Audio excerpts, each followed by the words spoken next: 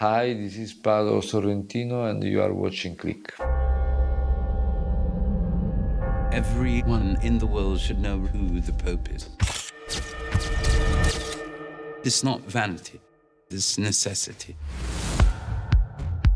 He is a magnificent person. But your holiness is far more volatile. I'm irresponsible. I'm indolent. I'm pompous. I'm conceited. Have you finished, Holy Father? Is that not enough? Is there any possibility Pius XIII could wake up? He is still alive, even though he doesn't know it. It doesn't matter. I am the Pope.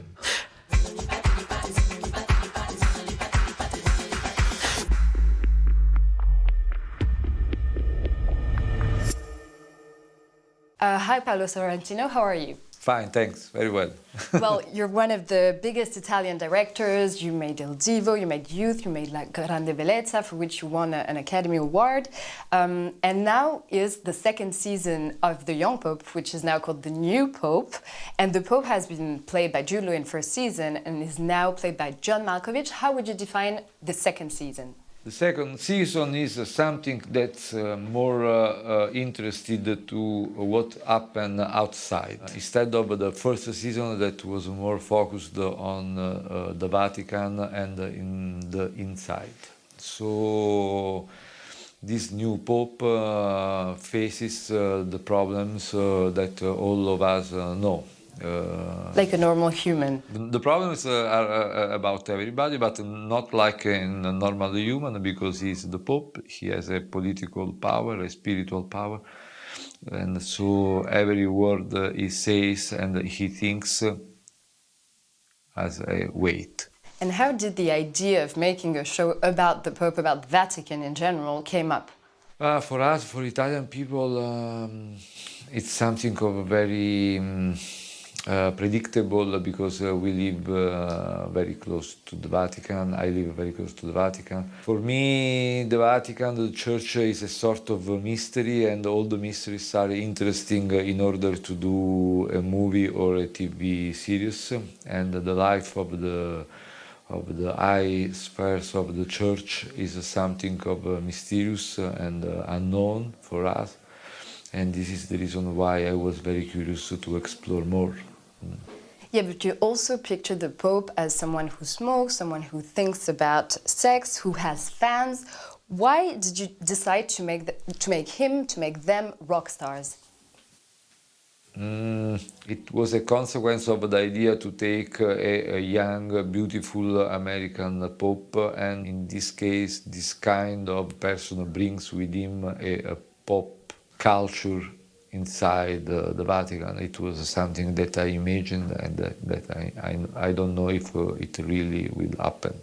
Yeah, like in reality, like a rock star and the Pope have nothing in common, but in your fiction, that's what happens. Yes, but sometimes we can see, for example, Pope Francis is someone very close to the people, and his lifestyle is not like Jude Law style, but there is something that's changing in the formal relationship between the Vatican and the rest of the world. And the show also talks about marriage for priests, terrorism, pedophilia. How it is influenced by the news? How is your work influenced by the news and by what's going on around us? The news were a starting point. Then just a starting point. Then I decided to develop different ideas or different scenarios about what can happen following the reality, but at the same time going far away from the reality. Yeah. And in this new season, we see the nuns who are on strike. Is it your way to talk, or a way to talk about the empowerment of women generally? Yeah, it's inspired by the real happenings in our world, in our days. Of course, the Church arrives to the problems a little bit later, sometime very late. But for this reason, I think that the human situation in the Vatican will be the next big thing inside the Vatican. Now, of course, everything is a little bit hidden by the pedophilia problems that were on the newspapers all the days. But I think that in the course of the years, following what's going on outside the Vatican will be forced to face the situation of the nuns and of the women inside the church.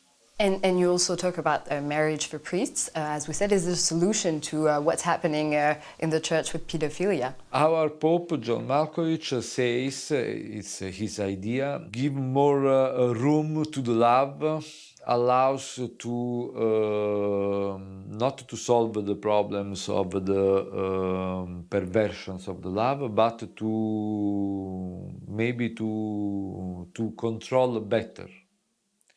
So it's not the solution, but it's a way that can be interesting for the church.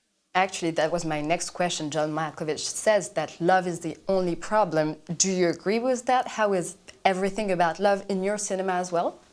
In my cinema, I don't know. In this season of the Pope, love is the most important question. And all the questions that everybody has in this series is about love, is about the problems of love, is when the love becomes an obsession, and the risks of the obsession of love can be the idolatry or something like that. Yes, I think that the big starting point of this TV show is the love and all its declinations. And that it can be dangerous as well. Yes, because as everything, too much passion about love can be dangerous. It looks like a paradox, but I think that it can be true. And could you actually shoot in the Vatican, or did you have to recreate? No, I have to recreate everything. I can't shoot in the Vatican. No one can shoot in the Vatican.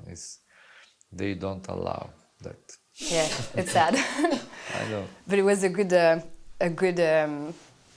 imitation that you made. It was really... We tried. I was very lucky because in Italy we have many good people able to do this kind of work. Ludivine Sagnier said that The Young Pope is an extremely long feature, more than a TV show. Do you agree with that? I think so, yes. The only way that I figured out in order to do a TV show was to simply to do a long movie. But I think that the TV series are interesting in the last years exactly for this reason, that are long movies, and this is the reason why suddenly the TV series are of a high level, exactly like the movies. So there's more freedom in making series than... It depends. I was lucky, I had freedom also because my TV series had many producers, and so this allows to me to be pretty free, yeah. Anyway, the freedom is... The complete freedom is never a good thing. So why is that?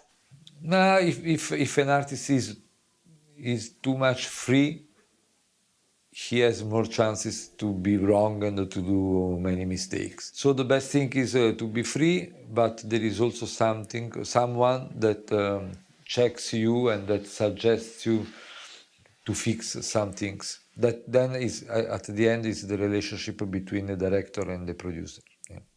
And about the relationship between a director and his actors or actresses, what can you tell me about the character of Ludivine Sagnier in the show? I am very fond of the character of Ludivine Sagnier because I think that's very interesting. All the way that she does, how this woman is forced to do something that against her nature, that against the nature of everybody. At the end, I think that the Ludivine's character is really the character of a saint. So she is able, through the pains and through the problems and through the fact that she suffers, she's able to find also in a critical situation the love, and this is something that belongs to the saint. And for people who haven't seen the shows, what's the story of her character? Ludivine is a woman that in the first season was married with a Swiss guard in the Vatican, and now she divorced. She has a child. She has economical problems, so she is deceived by a bad man in order to become a sort of prostitute, but among the men with the problems, and so she faces this way, and as I mentioned before, she will find a solution through the love, but I can't explain too much otherwise. Of course, no spoilers. What about her as an actress then?